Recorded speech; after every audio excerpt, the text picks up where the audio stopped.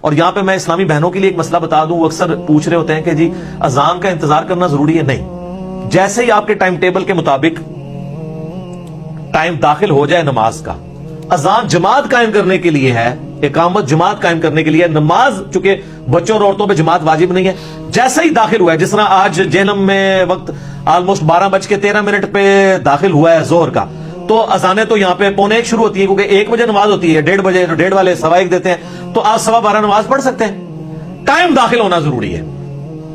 تو یہ ایک شرعی مسئلہ میں نے بتا دیا. یقین کریں عورتوں کی جتنی مشکل اور ٹف لائف ہے نا ہمارے سب کانٹیننٹ کے اندر، اس میں ان کے لیے یہ بہت آسانی ہے. نمازوں کو جمع بھی کریں، اور جمع کرنے میں کتنی آسانی ہے کہ ظہر کا وقت 12:13 پہ شروع ہو رہا ہے اور مغرب جا کے 6:25 پہ ہو رہی ہے، تو ان 6 گھنٹوں کے اندر جس وقت بھی ان کو ٹائم ملے دونوں نمازیں جمع کر لیں. اور مغرب 6:25 پہ اگر مغرب شروع ہو رہی ہے اور فجر کا وقت جو ہے وہ صبح آلموسٹ کتنے بجے داخل ہو رہا ہے جی؟ 4 بجے کے قریب داخل ہو رہا ہے، 4 سے تھوڑی دیر بعد ہی داخل ہو رہا ہے، 4:35 کے. تو اس وقت تک آپ کسی بھی وقت رات کو نمازوں کو جمع کر سکتے ہیں. میرا یوٹیوب پہ کلپ بھی ہے کہ عشاء کی نماز کو آپ کیا مؤخر کر کے پڑھ سکتے ہیں. افضل یہ کہ آدھی رات سے پہلے پڑھ لیں، لیکن آپ فجر کا وقت داخل ہونے سے پہلے کسی بھی وقت پڑھ سکتے ہیں. الحمدللہ ہماری ویڈیوز کی برکت سے ہزاروں لوگوں نے نماز شروع کی ہے. جب ان کو یہ آسانی پتہ چلی کہ یار اصل نماز تو یہ ہے جس کا سوال ہونا ہے. پھر دوسری سہولت ہم نے دے دی نماز جمع کرنے والی کہ بھئی مسلم شریف میں اوپر تلے 10 احادیث ہے 1629 سے آنورڈ کہ اللہ کے نبی علیہ السلام نے بغیر خوف کے، بغیر بارش کے، اور مدینہ شریف میں بغیر سفر کے ظہر اثر کی نماز جمع کی اور مغرب اور عشاء کی. تابعین نے پوچھا کیوں کیا؟ تو ابن عباس نے کہا تاکہ امت کے لیے آسانی ہو جائے اور کوئی تنگی باقی نہ رہے.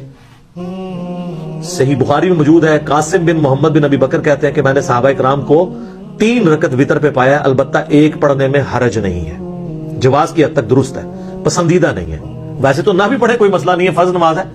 اور اگر کوئی بالکل سست ہے تو ایک ہی پڑھ لے. الموطا امام مالک میں فاتح ایران سعد ابن ابی وقاص کے بارے میں امام مالک نے نقل کیا ہے کہ وہ پوری زندگی عشاء کی 5 رکعتیں پڑھتے تھے، 4 فرض اور 1 وتر، پوری زندگی.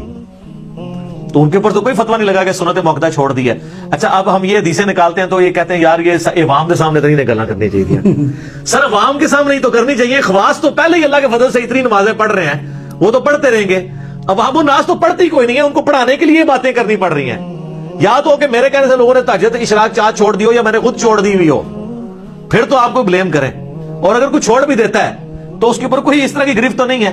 لیکن جو نہیں پڑھ رہے، مجھے کئی لوگوں نے یعنی خود رابطہ کر کے کہا کہ جی ہمارے گھر والے نماز نہیں پڑھتے تھے، جب سے پتہ چلا تو یہ نماز شروع کر دی ہے کہ یار فرض رکھتے ہی پڑھنی ہے. پھر آہستہ آہستہ کئی لوگوں نے کہا آہستہ آہستہ پھر خود سنت کا بھی شوق پیدا ہوا. انہوں نے جو ظلم کر کے اتنی لمبی لمبی رکھتے لوگوں کو بتائی ہیں اور اس کی وجہ سے لوگ متنفر ہی ہوئے ہیں.